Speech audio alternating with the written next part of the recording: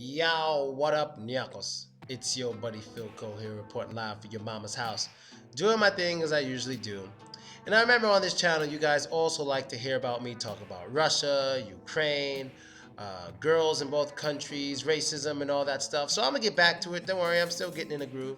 I promise not to make this channel like the other one, make it all about booty and girls and stuff. No, this one's going to be more about black people and at the same time about Russia and Ukraine. I'll be sure to get back on that because I know a lot of you on this channel want to know what it's like for me out here and what's going on.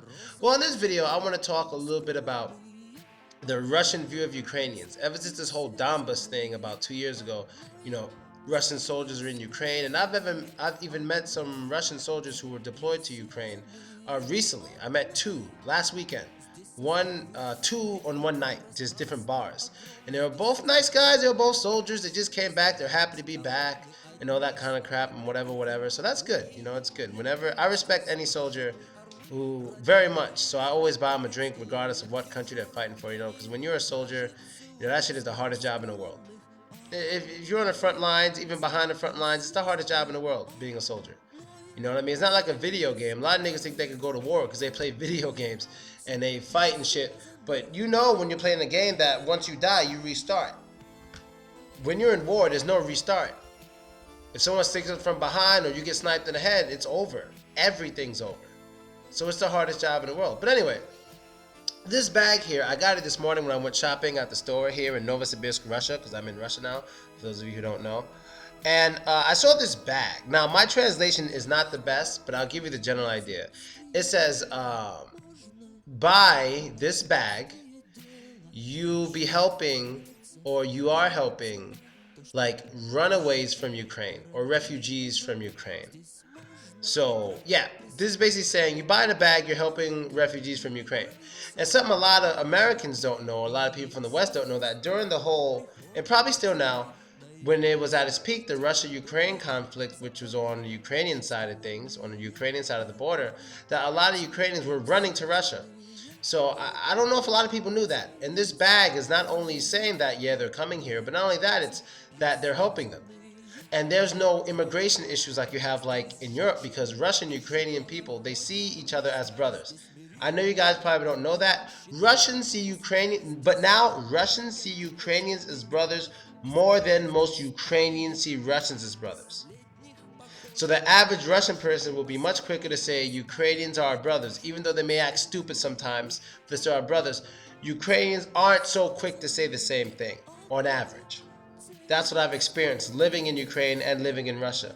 I've been in Russia for years. I was only in Ukraine for like, 4 or 5 months? Because I went 2 times?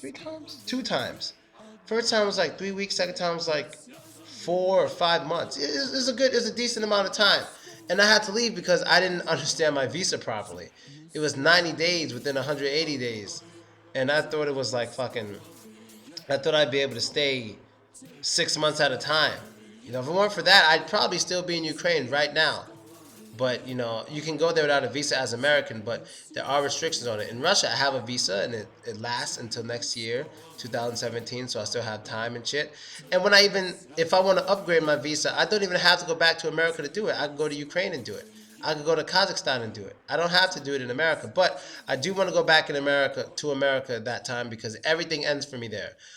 Both my credit cards, they expire at that time. A lot of shit for me expired at that time, just perfect timing. So summer 2017, 100% I'll be spending it in America.